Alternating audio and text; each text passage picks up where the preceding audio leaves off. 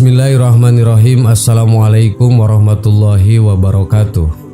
Sahabat yang beriman, peristiwa Isra Mi'raj adalah peristiwa luar biasa yang dialami Rasulullah Shallallahu Alaihi Wasallam. Beliau melakukan perjalanan sampai langit ketujuh dengan mengendarai buraq yang didampingi malaikat Jibril. Namun ternyata peristiwa itu diawali dengan perdebatan sengit antara bumi dan langit. Dalam kitab Duratun Nasihin terdapat cerita tentang langit dan bumi yang memamerkan kelebihannya masing-masing. Bumi pun berkata, "Wahai langit, aku ini lebih baik darimu, karena di atas pundakku terdapat peradaban umat manusia, makhluk sempurna ciptaan Allah.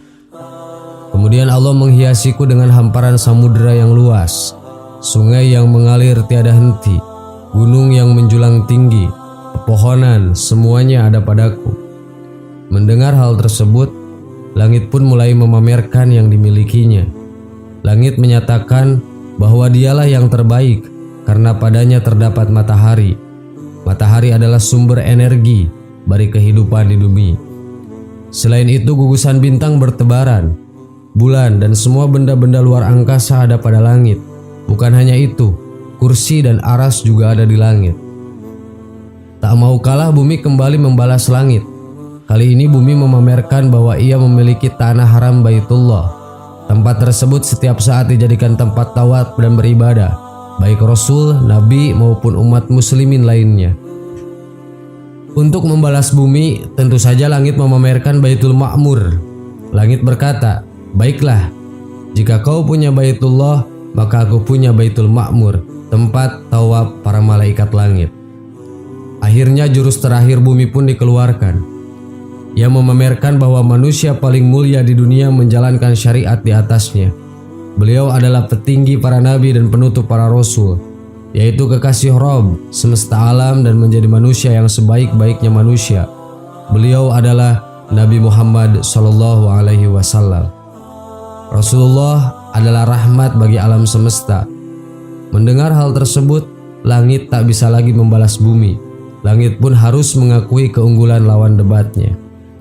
Atas semua yang terjadi, langit pun memanjatkan doa agar manusia mulia Rasulullah dapat mengunjunginya. Langit berjanji akan memuliakan kekasih Allah. Itu semua sama seperti bumi memuliakannya. Allah yang maha pengabul doa akhirnya mengabulkan keinginan langit. Pada tanggal 27 Rajab, Allah Subhanahu wa Ta'ala menyuruh malaikat Jibril berhenti bertasbih. Malaikat Israil juga dilarang mencabut nyawa. Malaikat Jibril pun bertanya kepada Allah, "Ya Allah, apakah kiamat telah sampai?" Allah Subhanahu wa Ta'ala berfirman, "Tidak, wahai Jibril. Pergilah engkau ke surga dan ambillah buraq dan terus pergi kepada Muhammad dengan buraq itu." Jibril pun pergi ke surga dan mendapati 40.000 buraq. Buraq-buraq itu sedang bersenang-senang di taman surga. Masing-masing mereka terdapat tulisan Nabi Muhammad.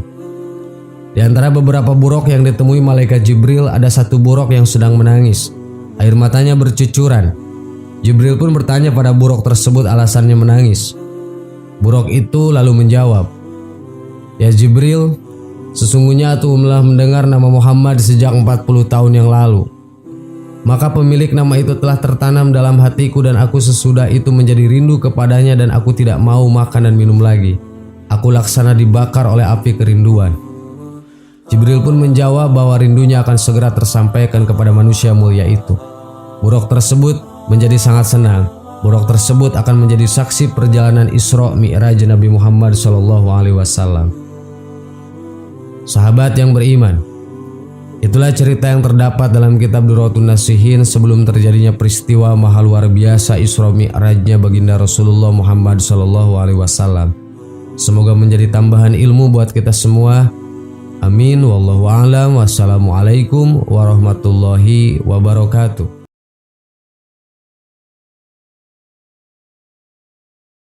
Bismillahirrahmanirrahim. Assalamualaikum warahmatullahi wabarakatuh. Sahabat yang beriman, warisan menjadi suatu hal yang selalu menggiurkan bagi sebagian orang. Di dunia ini warisan identik dengan harta benda dari keluarga atau kerabat yang sudah meninggal dunia. Tidak jarang hal ini menjadi perebutan bahkan perpecahan dalam sebuah keluarga. Hal yang sama juga pernah terjadi setelah sepeninggalnya Rasulullah SAW. Banyak umat yang merebutkan harta warisan. Padahal sejatinya Rasulullah SAW sudah memberikan warisan yang tidak ternilai harganya. Warisan tersebut tidak berbentuk harta, uang, rumah mewah, ataupun kesenangan dunia lainnya. Akan tetapi warisan itu akan abadi dan membawa keberkahan apabila dijaga dengan baik.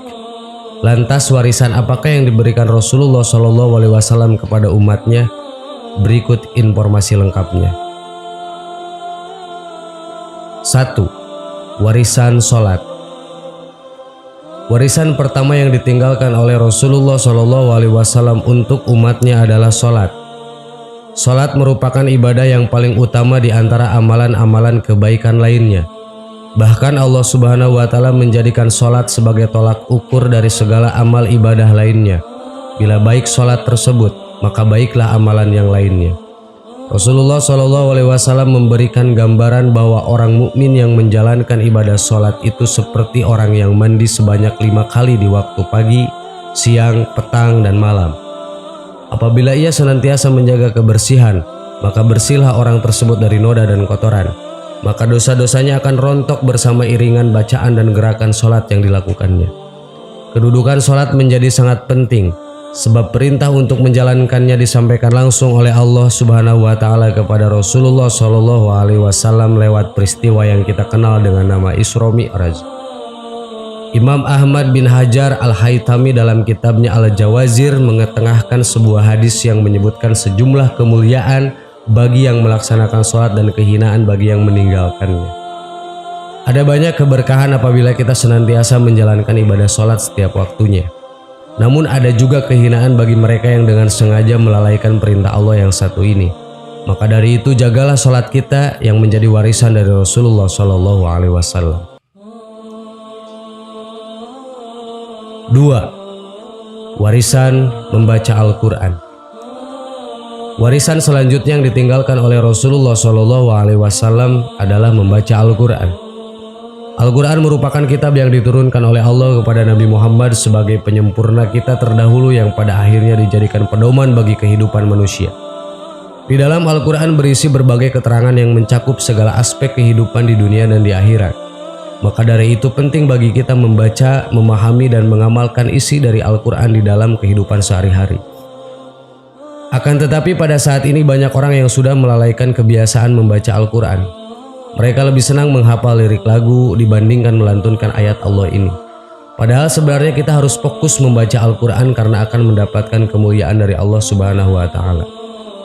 Imam Abu Amr bin Salah dalam fatwanya yang mengatakan bahwa membaca Al-Quran merupakan sebuah kemuliaan yang dengannya Allah memuliakan manusia. Maka dari itu luangkanlah waktu untuk membaca dan memahami Al-Quran. Sebab Al-Quran menjadi warisan dari Rasulullah yang akan membimbing kita kepada jalan kebenaran. Rasulullah SAW bersabda, "Jika kalian menginginkan ilmu, maka sebarluaskan Al-Quran sebab di dalamnya tersimpan ilmu orang-orang terdahulu dan yang akan datang." 3. Warisan mengetahui status halal dan haram. Warisan Rasulullah yang terakhir ini memberikan pengetahuan mengenai pentingnya bagi kita untuk mengenal status halal dan haramnya segala sesuatu, baik itu barang, makanan, ataupun amalan perbuatan yang dilakukan selama di dunia ini. Melakukan atau mengkonsumsi perkara yang halal akan menjadikan hidup menjadi lebih berkah dan lebih berbahagia. Berbeda halnya apabila orang tersebut selalu mengkonsumsi hal yang haram, maka neraka adalah tempat yang pantas baginya. Sahabat yang beriman, demikianlah informasi mengenai 3 warisan dari Rasulullah SAW yang jadikan hidup manusia lebih berkah apabila menjalankannya. Ketiga warisan ini harus senantiasa kita jaga sebaik mungkin agar mendatangkan kebahagiaan sejati baik di dunia maupun di akhirat kelak. Wallahu a'lam. Wassalamualaikum warahmatullahi wabarakatuh.